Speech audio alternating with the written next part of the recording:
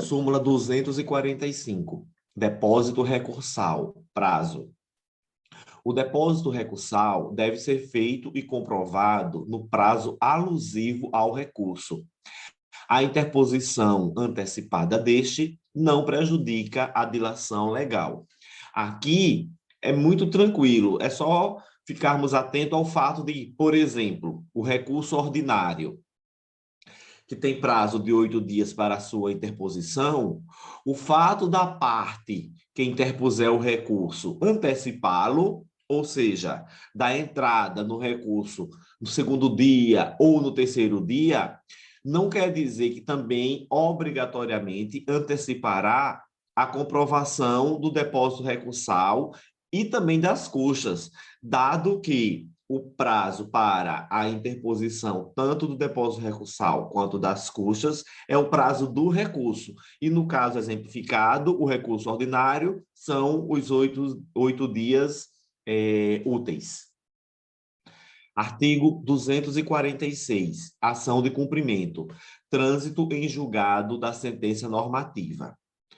É dispensável o trânsito em julgado da sentença normativa para a propositura da ação de cumprimento. Aqui a gente sabe que a sentença normativa é uma sentença anômala.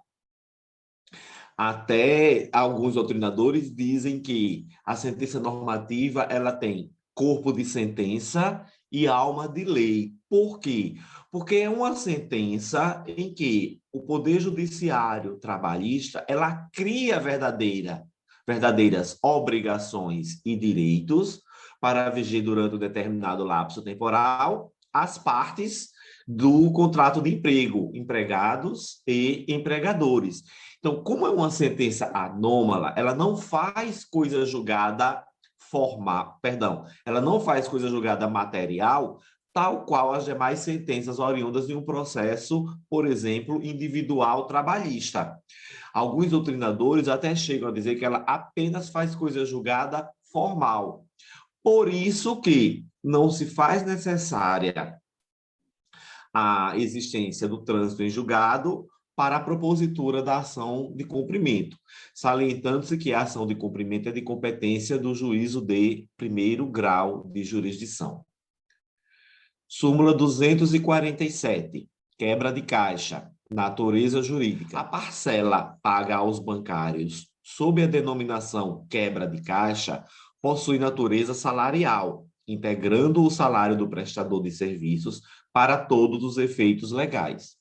Aqui, gente, é bem interessante. O que é que acontece? Geralmente, quem é caixa bancário, ele recebe um plus salarial, chamado de quebra de caixa, exatamente porque ele lida com dinheiro, com pecúnia, e vez por outra pode acontecer uma diferença lá no caixa, que ele é obrigado a pôr do bolso dele, já que deu a diferença no caixa. Faltou R$ 10, faltaram R$ 500, ele tem que pôr do bolso dele, se não for encontrada a origem dessa diferença e aí não houver, né, a correção para não existir essa diferença. E daí ele vai pagar de onde? Exatamente dessa parcela chamada quebra de caixa. Por isso que ela tem nítida natureza salarial. E como tal, integra todos as demais verbas. Súmula 248. Adicional de insalubridade. Direito adquirido. A reclassificação ou a descaracterização da insalubridade por ato da autoridade competente repercute na satisfação do respectivo adicional, sem ofensa ao direito adquirido ou ao princípio da irredutibilidade. Ora, gente, o adicional de insalubridade, ele visa exatamente o quê? Uma contraprestação maior em face do trabalho pôr em risco a saúde do trabalhador. Por tal razão, criou-se o adicional de insalubridade, que nós sabemos, por exemplo, quem trabalha em ambiente extremamente frio, e ele fica saindo ou entrando de ambiente frio para quente, quente para frio, ele vai sofrendo choque térmico. E isso, com o passar do tempo, é muito prejudicial à saúde do trabalhador.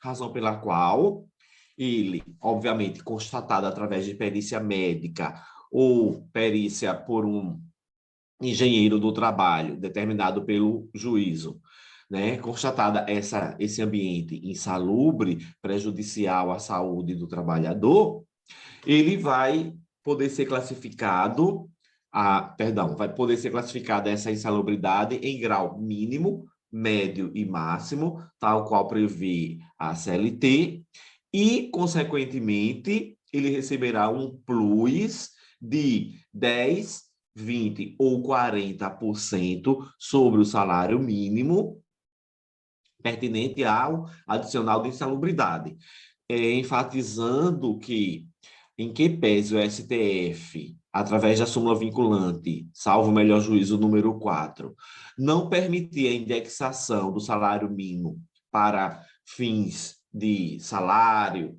e outras repercussões, a míngua de uma legislação que diga qual seria a base da insalubridade está ainda mantendo-se essa base como o salário mínimo, até que o poder legislativo venha editar uma lei que traga qual seja essa base a ser aplicável. Súmula 253, gratificação semestral, repercussões. A gratificação semestral não repercute no cálculo das horas extras, das férias e do aviso prévio, ainda que indenizados. Repercute, contudo, pelo seu duodécimo na indenização por antiguidade e na gratificação natalina. Aqui eu tento fazer o raciocínio assim, ó. A gratificação é semestral. Suponhamos que eu faça hora extra todo dia. Então, eu vou receber hora extra mensalmente. Daí, como é que essa hora extra, como é que essa gratificação, que é semestral, iria repercutir nas horas extras? Por isso que ele não repercute. A mesma coisa, o mesmo raciocínio no aviso prévio e nas férias. Porque se a gratificação é semestral, como é que ela vai repercutir nas férias, já que o período aquisitivo são 12 meses para 12 no período concessivo?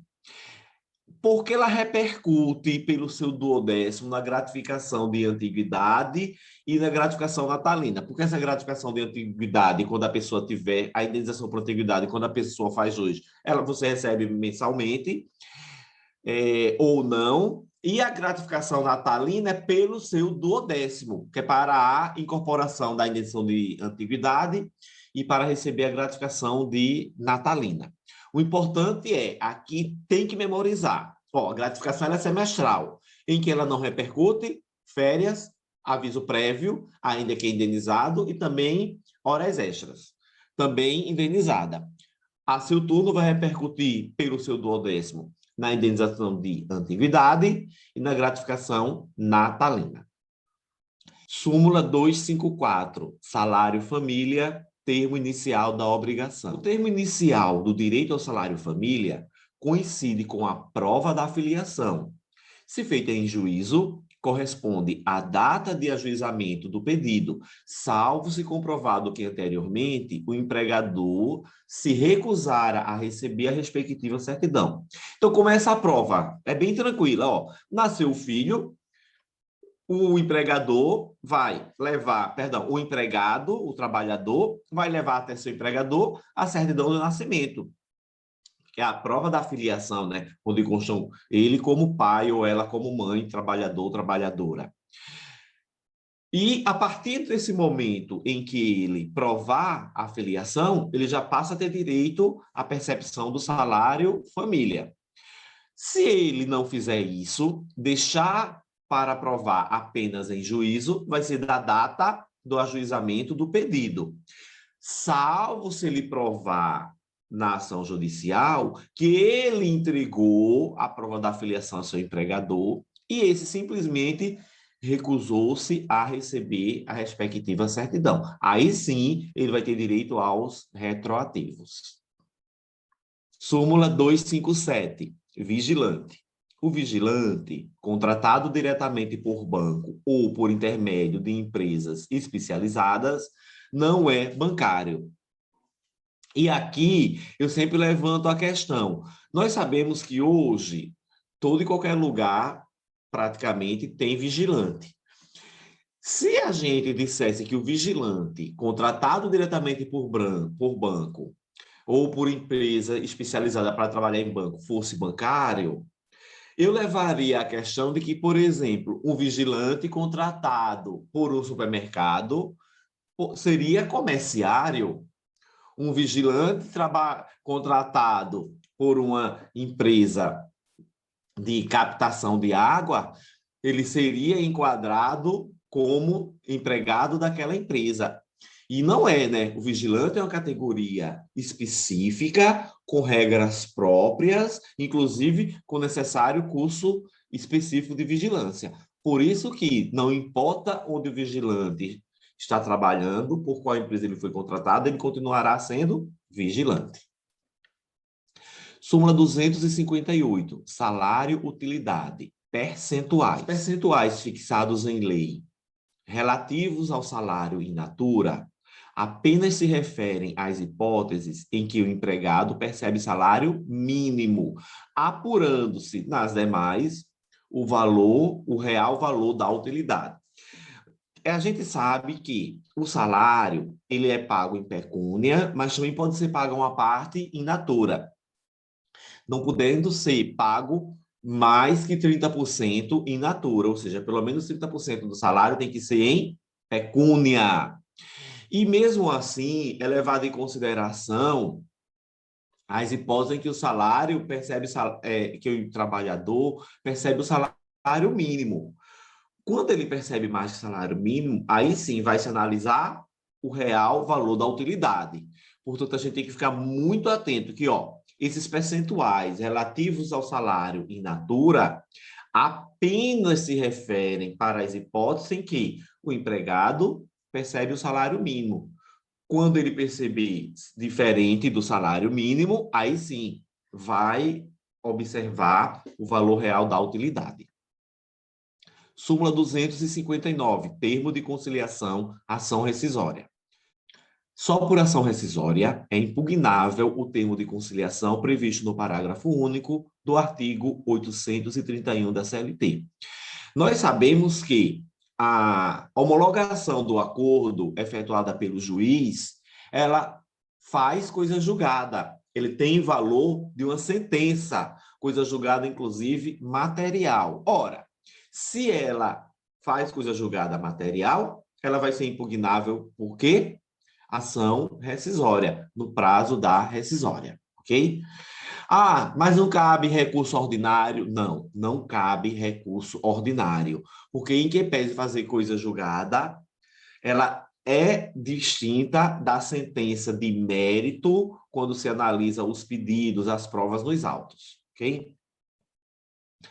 Súmula 261, férias proporcionais, pedido de demissão, contrato vigente há menos de um ano.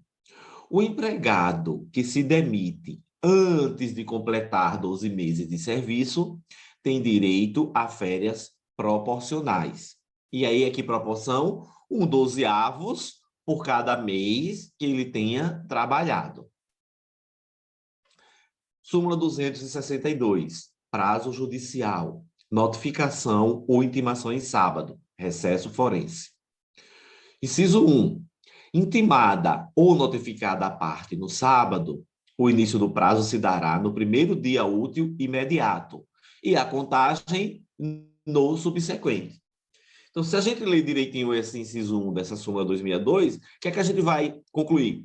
Que, nada obstante a notificação ter sido efetuada no sábado, entende-se que, de fato, ela ocorreu no primeiro dia útil imediato, razão pela qual, no subsequente a esse primeiro dia útil imediato, é que vai contar o prazo. Inciso 2. O recesso forense e as férias coletivas dos ministros do Tribunal Superior do Trabalho suspendem os prazos recursais. Súmula 263. Petição inicial, indeferimento, instrução obrigatória deficiente. Salvo nas hipóteses do artigo 330 do CPC de 2015, artigo 295 do CPC de 1973, o indeferimento da petição inicial, por encontrar-se desacompanhada de documento indispensável à propositura da ação, ou não preencher outro requisito legal, somente é cabível se, após intimada a parte, ou se, após intimada para suprir irregularidade em 15 dias, mediante decisão precisa do que deve ser corrigido ou completado, a parte não o fizer. Nós sabemos que hoje o grande objetivo do processo é analisar o mérito para proferir uma decisão de mérito.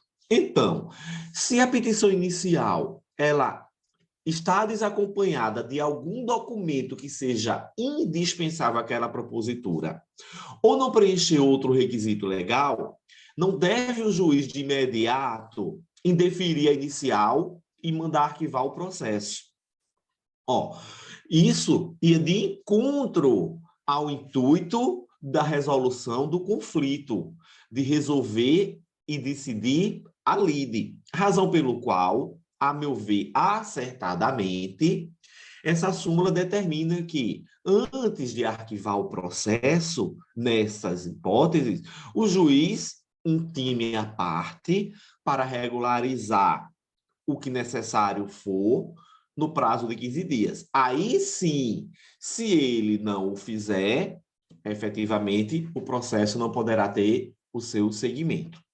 Isso está de acordo com o artigo 4º do CPC, que fala sobre a solução de mérito. Nós sabemos que esse artigo 4º do CPC, ele faz parte daquela principiologia, né, processual, que o objetivo é exatamente o quê?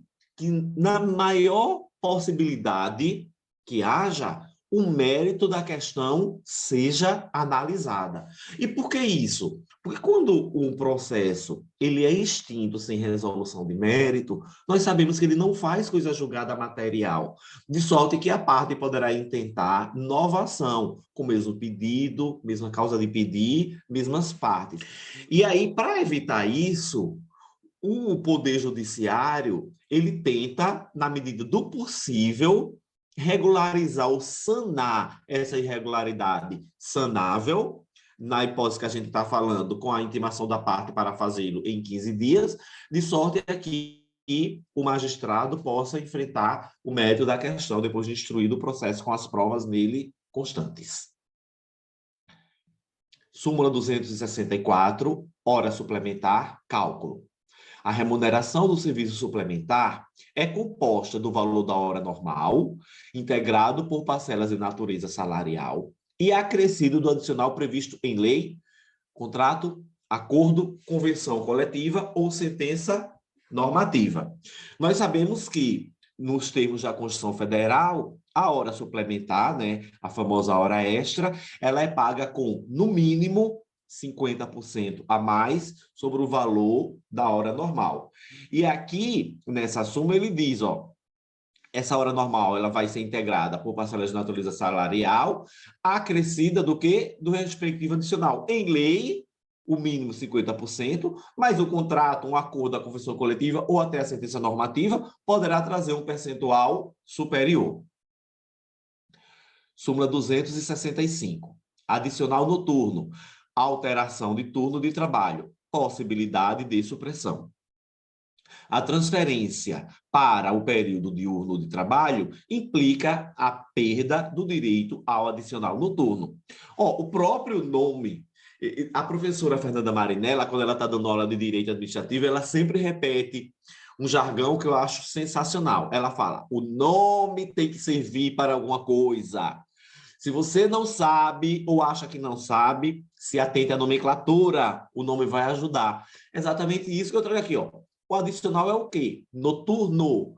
Se o adicional é noturno, é para o trabalho realizado em horário cuja lei considera noturna. Então, se você foi transferido, trabalhava em horário que percebia adicional noturno, recebia o respectivo adicional, mas foi transferido para o trabalho diurno, não há razão para a manutenção da percepção do salário do adicional noturno. ok? Não havendo aí falar em direito adquirido. Você vai perceber enquanto trabalhar no período noturno. Súmula 266, recurso de revista, admissibilidade, execução de sentença.